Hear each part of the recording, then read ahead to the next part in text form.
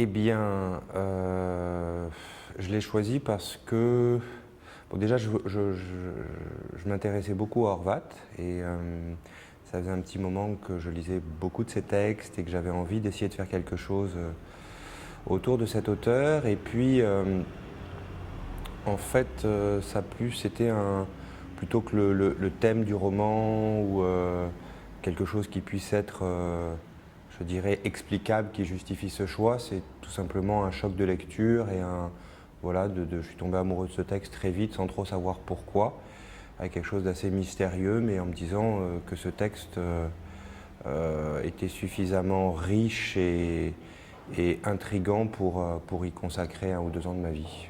Dans ce roman, il y a cette trajectoire de cet homme assez moderne qui se pose des questions et qui est en réflexion par rapport au monde, à un rapport politique, psychanalytique, religieux, dans cette espèce de capharnaüm de montée du nazisme.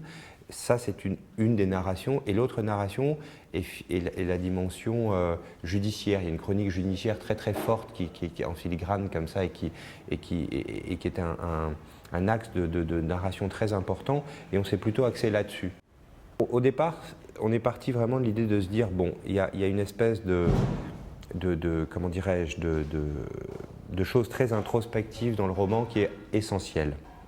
Et que c'est vrai que pour faire passer ça au théâtre, on ne voulait pas du tout tomber dans le monologue adressé au public où on dit « moi, je vis ça, etc. » Parce que bon, ce n'est pas du tout larmoyant, hein, mais il y a quand même quelque chose de l'ordre d'une réflexion intérieure et qui est assez forte dans ce roman.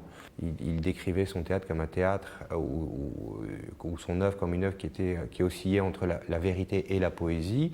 Et il considérait, il le disait lui-même dans certains de ses écrits, il est dit que pour lui la vérité nouvelle c'était la psychanalyse et Freud. Et en fait, nous, notre idée a été de créer ça, enfin de transformer ça sous forme de dialogue, donc d'avoir une espèce de personnage un peu fantomatique qui s'appelle le double, mais auquel on n'a pas donné pour l'instant de typologie, je dirais. Il pourrait être son psychanalyste, il pourrait être son frère, il pourrait être sa bonne et sa mauvaise conscience, et puis s'inverser les rôles comme ça au gré des...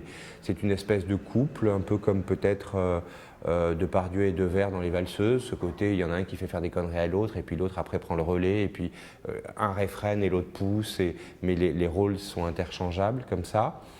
Ce pourrait être le professeur à 2 étapes de sa vie, c'est-à-dire le professeur très âgé qui se remémore cette histoire comme si elle avait déjà eu lieu depuis très longtemps, puis l'un qui la vit au présent. Voilà, c'est en fonction des différentes phases du roman, cette relation se modifie.